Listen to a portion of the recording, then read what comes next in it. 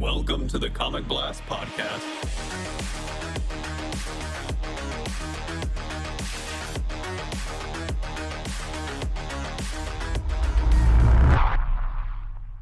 Welcome back, everyone, to the Comic Blast Podcast.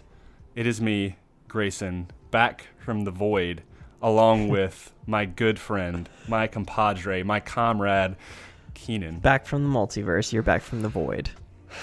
Basically, yeah. I'm sure people are having many questions as you are listening to this, hopefully, if it's the same people that have been our tried and true followers. Where have we been?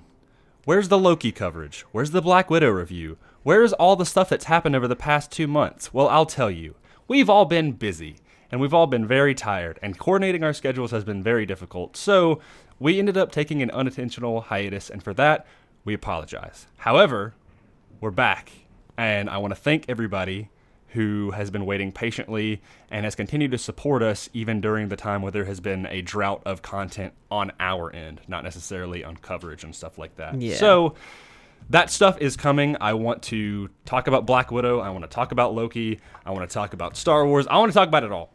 But today we're doing something special. A little passion project of Keenan and mine.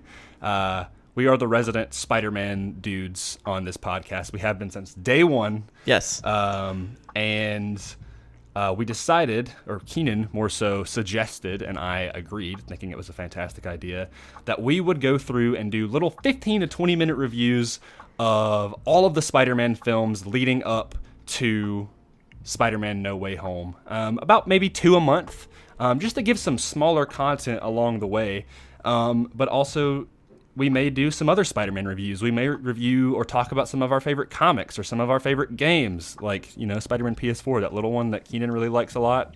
Yeah, that's definitely happening at some point. Yeah, which we've talked about that a lot before, but I think it's just, I don't know, every day, every week, every month, every year, like something new, like we just have this newfound appreciation for it, like something, we pick up on something that we didn't quite realize. Yeah. So there's so much Spider-Man content that has been and is coming. So we figured, I don't think we've ever talked about in-depth, like full reviews of individual movies. So we're starting off with the 2002 classic directed by Sam Raimi, starring Toby Maguire, James Franco, Kirsten Dunst, and Willem Dafoe, most respectively. Spider-Man. Yeah, I mean, and we cannot forget J.K. Simmons. He's got to be in there with, like, the cast. Legend. Yes. Legend. Literally, so good. So I talked to Keenan and I said, let's just do kind of a run-of-the-mill, breaking it down into, well, he rewatched it last night. Yes. To me, it's, in my lifetime, it is probably the Spider-Man movie that I have watched the most. I probably watched it from the ages of 3 to 5, probably like 100 times. So, yeah. Like, I mean, it was on repeat, like Nickelback, like Hero by Nickelback, ingrained in my memory forever. I still go back and watch that music video from time to time. Classic. Yeah, it's so entertaining. But, I mean, who wasn't like a 5 to 10 year old singing that song in your head, pretending to swing from wall to wall in your bedroom? Like, if you weren't jumping from couch to couch pretending you were swinging, what were you doing, really? Yeah.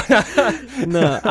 No, I'll start this review off talking about a story that I actually told Grayson a few days ago when we went to see Black Widow about my first, like, Spider-Man 2002 experience. So I was probably 9 going on 10. I think it came out in early May, so it was a little bit before my birthday when this movie came out, and the theater was packed. We actually were trying to get into an earlier showing. It was like my family and I, we were trying to get into an earlier showing around 6, and the next available one was like 9 something.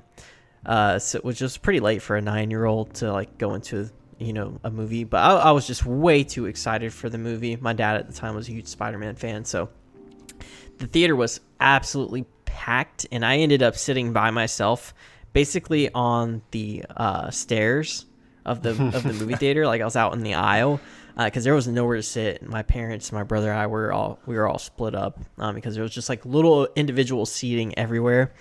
And I remember just having the best time just sitting on on the stairs for this movie. And it's stuck with me ever since that day. Like that's a day that I won't forget. Like I remember every detail, what I ate for dinner that day. It's insane. But Yeah. Back to the movie. I did rewatch it for the first time in, I don't know, maybe like a year or two. And I don't know why, but I always forget how amazing this first film is, because last night I put it on before I went to bed, just so I can get a little bit of a refresher. And I was expecting more cheesy than actual good, because like I do think that there's a lot of nostalgia about not just this movie but the whole trilogy. There's a lot of nostalgia for you and I probably, and that's why we look at it so highly. But I tried to set that aside and just look at the movie as objectively as I possibly could. And I came away after watching that movie thinking that this is the greatest comic book movie origin to come out. And I know that's going to get a lot of heat because there's Batman Begins, and I love Batman Begins. There's there's Superman movies, like those are all great. Batman Begins is my favorite of that trilogy.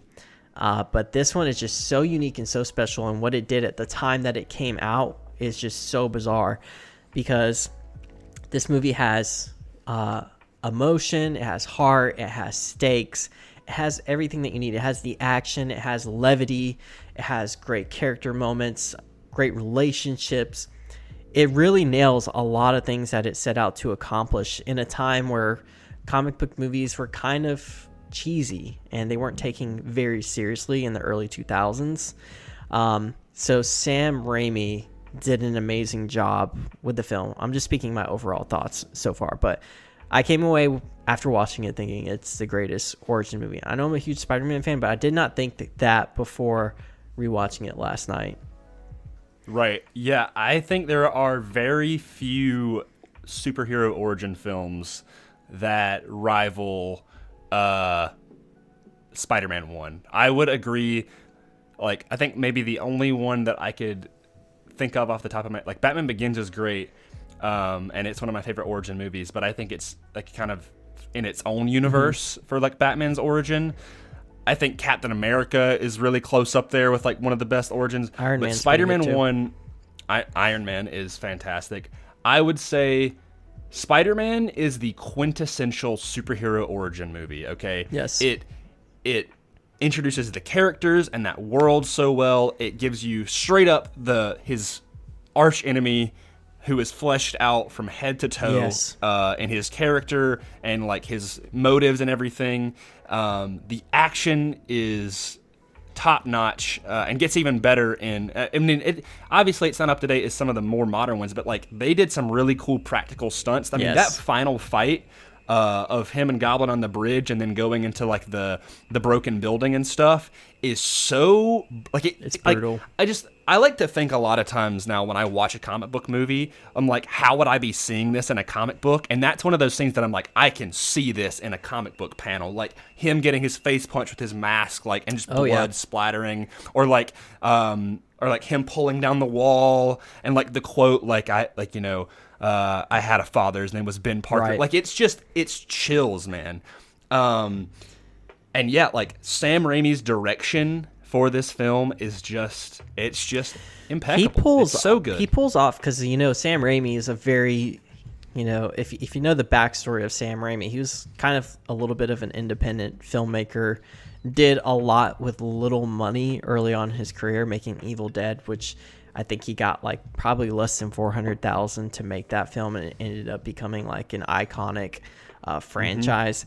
But Sam Raimi, like, he dropped out of school to make films, short films, and then he pulls off some things that, like, as I'm watching it, I'm like, how exactly was this done in the early 2000s? Not even 2002, but you figure that they started filming this around 2000, because it's usually about 2 years or so, a year and a half to film a movie. So, he pulled off some amazing camera work. The whole thing about him actually practically filming a camera swinging in between buildings to give you that feeling that you are Spider-Man is incredible.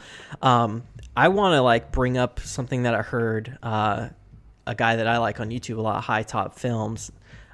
he brought up a really good point that I'd never really appreciated until recently. But he said that Sam Raimi's portrayal of New York as a character, as opposed to just a backdrop, is something that was really important, and I think like a lot of the newer films have lacked, because New York City isn't a backdrop or just an environment, it's a character of its own. Mm-hmm. And you actually see that in the third act, right before that, when that fight with Green Goblin is starting.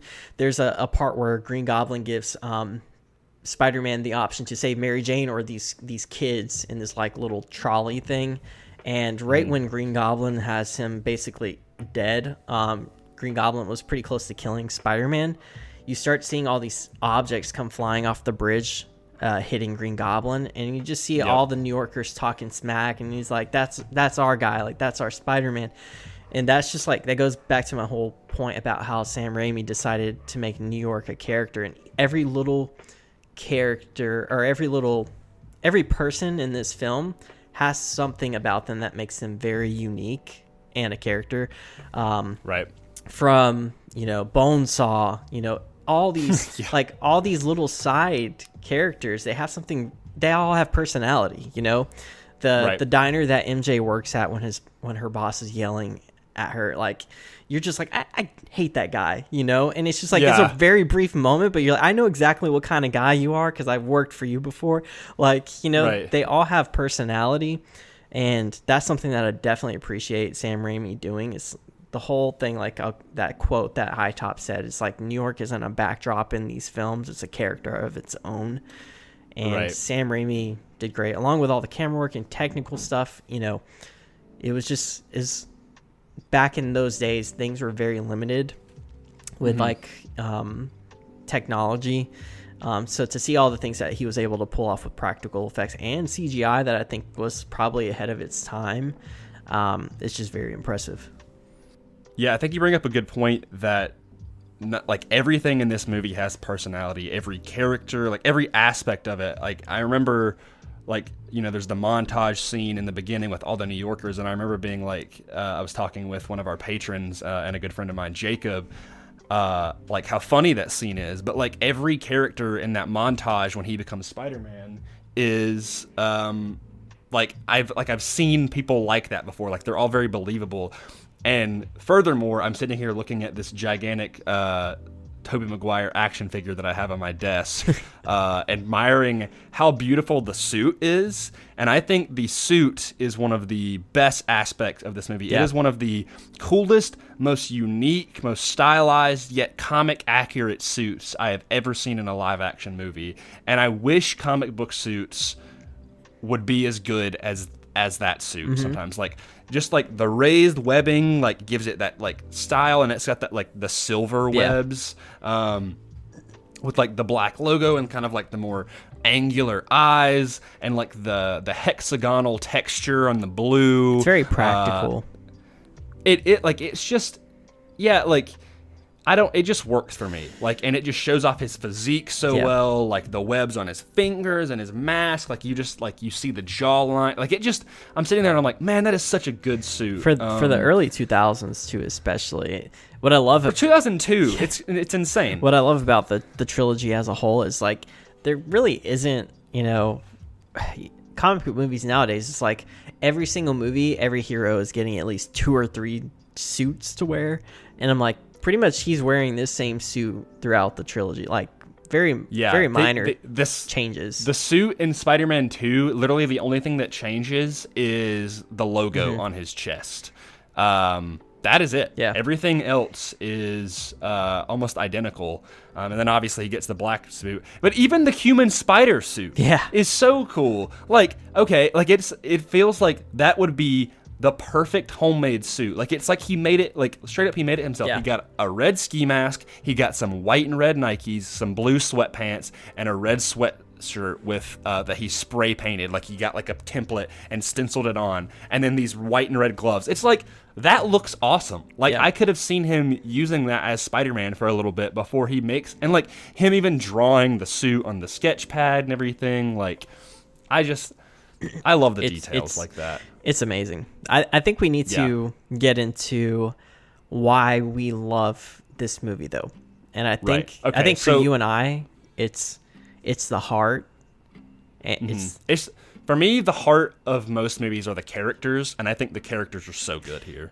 from the very beginning, before we actually get to see Uncle Ben and Peter react, or Aunt May and Peter react, we see Aunt May and Uncle Ben interact. Not react, interact. Before we see those characters interact, we see Aunt May and Uncle Ben, and they have a conversation before Peter walks in through the door after he's bitten by this spider, where Uncle Ben is actually looking for a job. Uncle Ben is 68 years old in this movie, and he's looking for a job, and he makes it very clear that he has to provide for the family. And then Aunt May kind of just comforts him, lets him know that he's loved, Peter loves him, and all this stuff. But the characters, the emotion, the heart, it's all there for this movie. And I want to quickly just bring up a quote from Uncle Ben before he gives him the great power comes great responsibility thing. There's that interaction in the car together.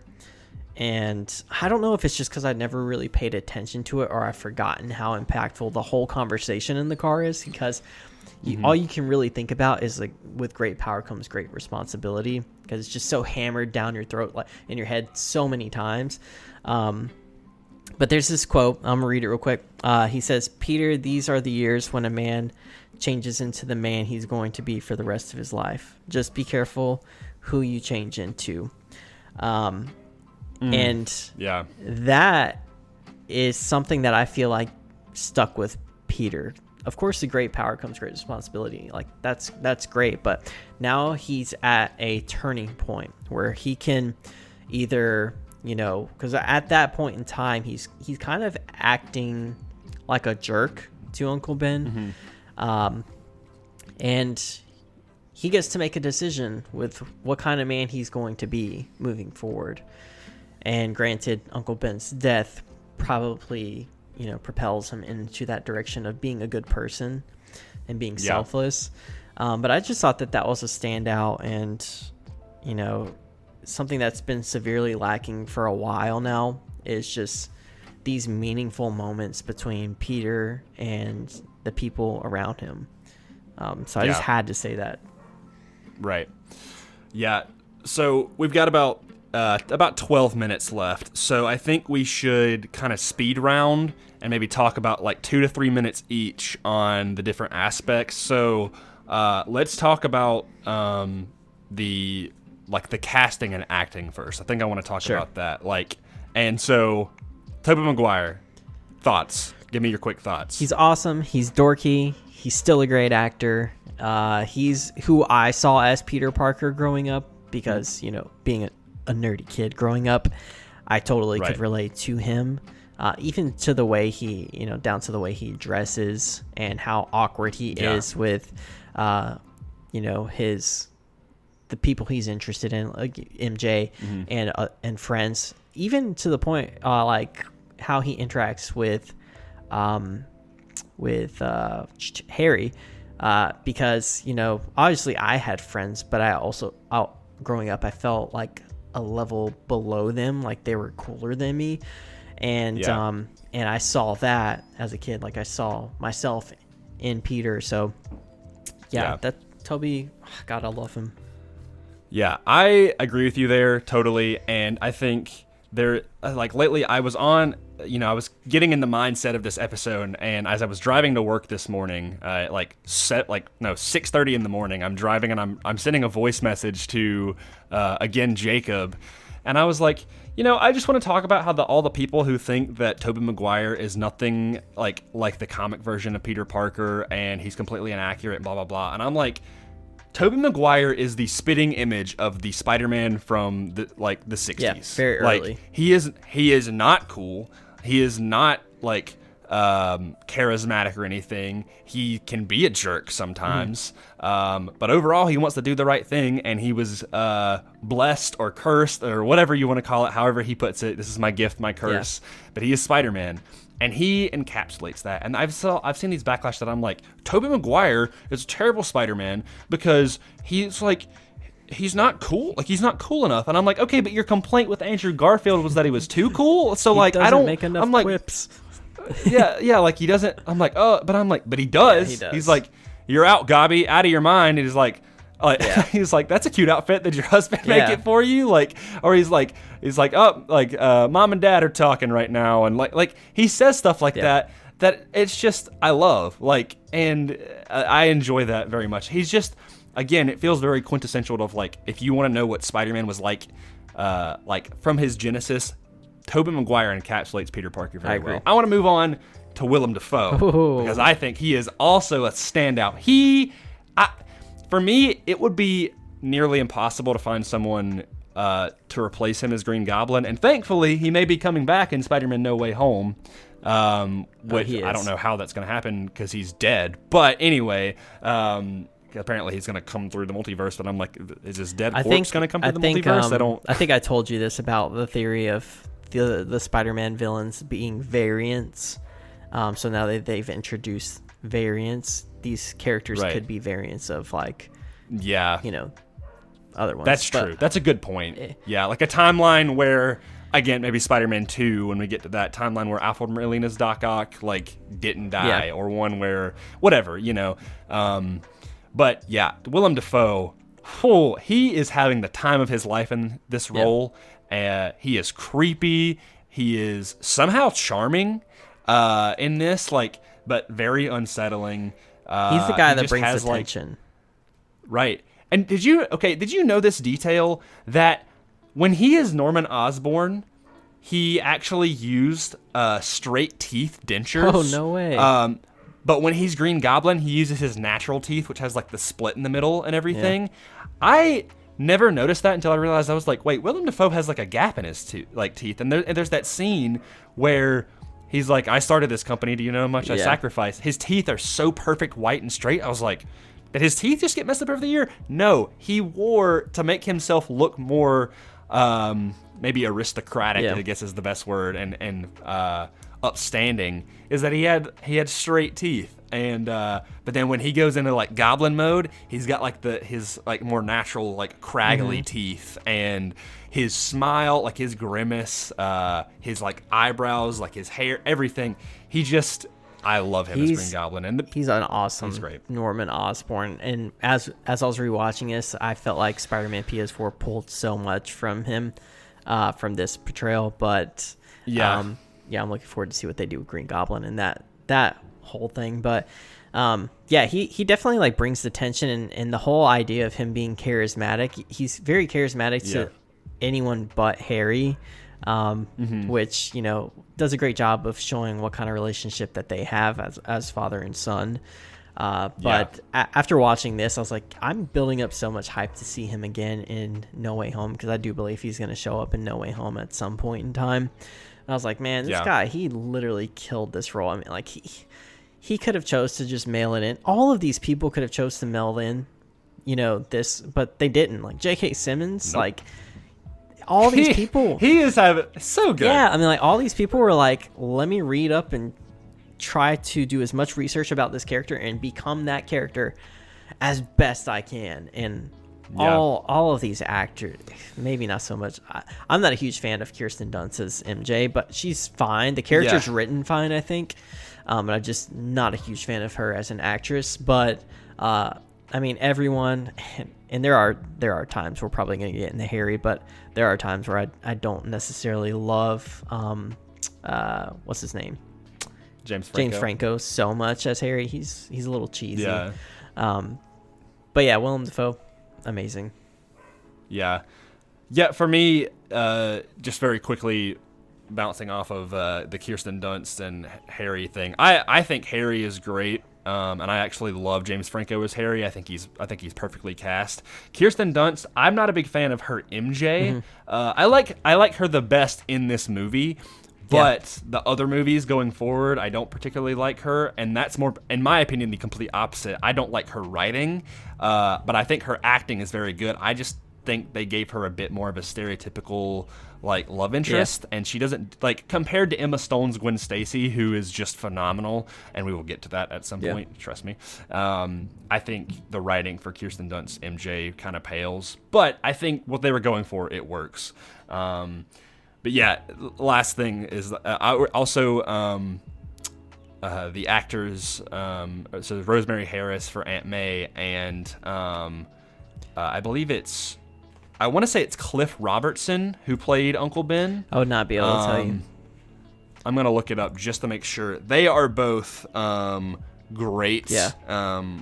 For that universe, like they just, like, I remember, like, I get so emotional when Uncle Ben is dying in his arms. It is Cliff Robertson. When he's crying and he's like, he says Peter, like, he is just this weak old man. I'm like, I feel for Peter in that moment, like imagining like my father or like my grandfather like holding them, and knowing I was personally responsible for not stopping someone that I should have stopped would haunt me for the rest of my life. And to add on the conversation that he had before he died, the last thing he said was, his uncle said, "I know I'm not your father," and he's like, "Well, stop pretending to be."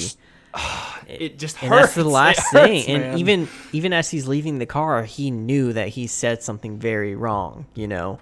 Yeah. And then his uncle dies, his father figure dies, and it's just like, I mean, back again to the whole thing where these movies have so much heart, and I appreciate it so much. Like, the characters are just so believable. Like, Sam Raimi's attention to the characters, and the casting goes along with that. Just the characters and casting, we've talked extensively about them. They're just, if they are not a 10 out of 10, they are very close to it. And I'd be say like at least a 9 out of 10 in almost all regards. And we talked a little bit about the action. I think the action for being a 2002 movie holds up very well. I think the only maybe goofier action scene is the one at the festival. Yeah, the parade. The parade in Times Square.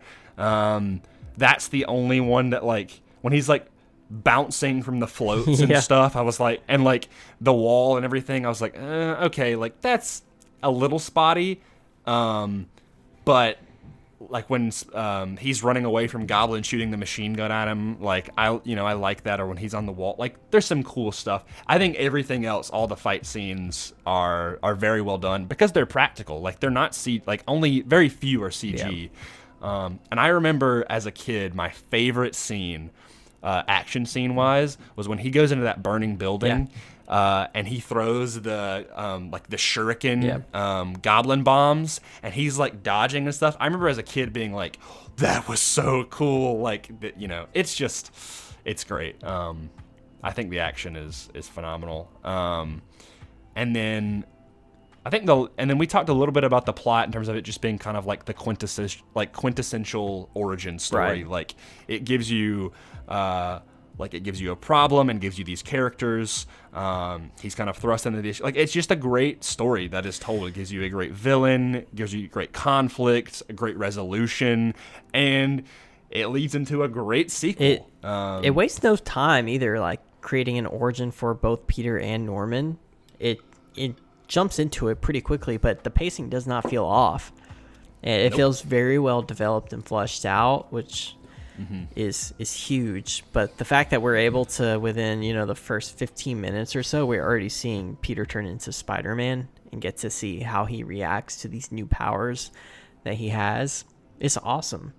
But you basically you see Norman and Peter both around the same time get their new powers, and you see the demise of one person and the rise of another, which is just amazing. And then eventually they come together and they clash. But there's also like a really cool scene on the rooftop with Green Goblin after he's kind of put Spidey to sleep, and they have this conversation, and it reminds me a lot of the Punisher and Daredevil season 2 conversation, where it's just like, hey, Green Goblin brings up some really great points where he's just like, eventually these people are going to turn on you, and you are basically going to become a villain to them, and they won't appreciate all that you do.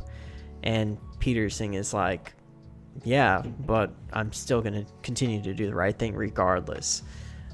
He's like, they love to see a hero fail, exactly. fall, or die trying. Yeah, exactly. Yeah. Yep. I think that's the quote exactly. But yeah, I mean, there's a lot of cheese in this movie. It's the early 2000s, but those big impactful moments make up for that, and then just there's the relationships, but like there's not a ton of action in this film. It's mostly it's very dialogue driven. Just it's incredible for a blockbuster movie and a superhero movie. Yeah. And it's crazy that like all of that stuff stuck with me as a kid. Yeah.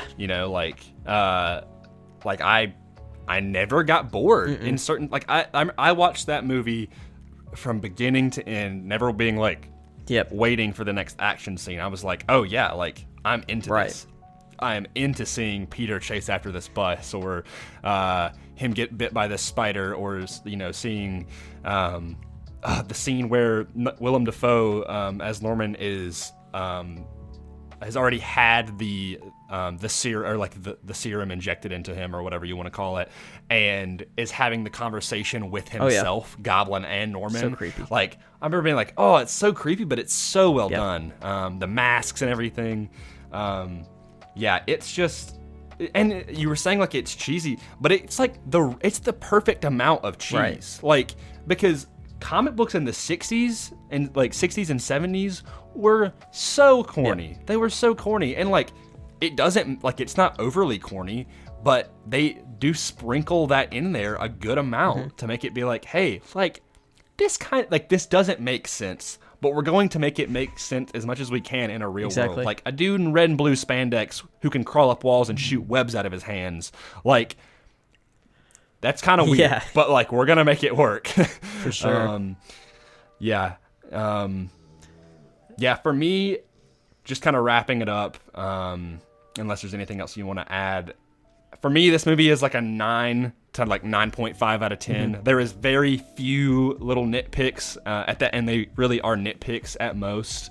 I'd say if the action could be a bit better, and there are some spottier like acting, especially with James Franco and Kirsten Dunst. Like, they are not the highlights of this movie, but overall, this is a damn good Spider-Man movie and a damn good superhero movie. Like, it will go down for generations to come.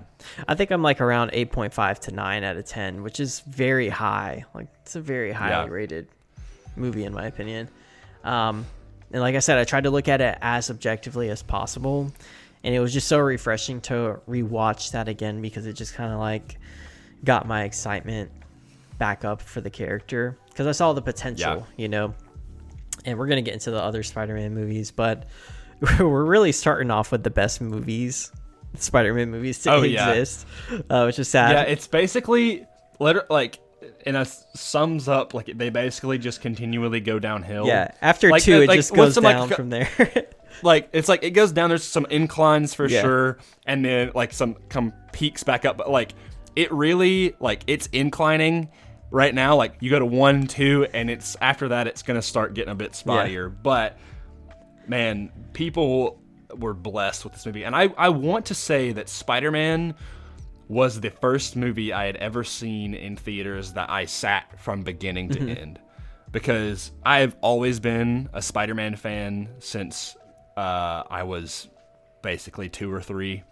And I mean, the impact this movie had on me as a kid and growing up into my life, like, these movies felt like they were made for me. And I remember, like, I wore my Spider-Man suit from the first Spider-Man movie every day until I grew out of it, because it was literally tearing and my Nana had sewn it up over and over and over again. And then I had to get another one when Spider-Man 2 came out. And then I got the black suit when Spider-Man 3 came out. Like, the legacy of the Sam Raimi Spider-Man movies will just forever hold a place in my heart. And yeah, this one just it does not disappoint me. Like, I will love it forever. I agree. I'll always appreciate it and appreciate Sam Raimi for what he did. It's just such a meaningful movie for both you and I, and every time I watch it, it's like after not seeing it for a while, you kind of forget. Like, I know that they're my favorite Spider-Man movies, but then when you actually put them on, you're just like, holy freaking crap. I remember now why I love this character so much and why I get defensive over this character and why I get frustrated with the new interpretations of the characters, because I see the potential. Like, I've seen it be great and almost flawless. Yeah. And I want that. Like, I want that for everyone. So, God, this movie, it's incredible. I can't even wait to start talking about Spider-Man 2. Dude, I can't wait. I'm going to try my best by the next installment. I will watch both this one and 2. I watch 2 almost 2 or 3 times a year, because it is like one of my. It is literally on my Letterboxd. It's in my 4 favorite movies. Yeah. So that's the influence that Spider-Man 2 has on me. But that will be for a later date. So thank you guys all for listening to a smaller comeback episode. We are going to try our best to get out a review for Black Widow. I know it's been harder for people to see it. I know some people that normally would have seen it day one still have not seen it. Yeah. So, we'll try to get it out within a reasonable time so that we can just, go full on spoiler discussion. It's on Disney Premier Access and in theaters and whatever. So, but hopefully you guys are invested in this series that we're doing, that we're just going to talk and geek out about Spider-Man movies and hopefully beyond. And again, I just want to extend a very grateful thank you to anybody who has been curious and still supportive throughout the time that we have been absent, and frankly just super busy and, like, for lack of a better phrase, down on our luck. Like, it's just been a lot, and but we are, like, this has made me really excited to get back into recording and putting out content for you guys, and really just having fun. I think Keenan and I mentioned before we were recording this that we had kind of lost sight a little bit on, we felt like we were just pumping out content and we weren't having as much fun. And Keenan and I started doing this for fun, and this series is a great gateway into that. Yeah. And yeah, I love talking about my passions with my close friends and sharing them with you guys and beyond. So thank you guys all for listening. You can follow us at comicblast_ on Twitter and Instagram. Yeah, that's all I'm going to mention for now. Just thank you guys for listening, and look forward to more content, whether Spider-Man or otherwise, down the road. You can also follow me at Straights8 on Twitter and Instagram, and you can follow Keenan at Keenan Creates in the same places. He also has an Etsy shop where he's been coming out with some fantastic art. Both him and I have the same pieces of art in the background of which we are recording our Discord call with, or like talking through Discord.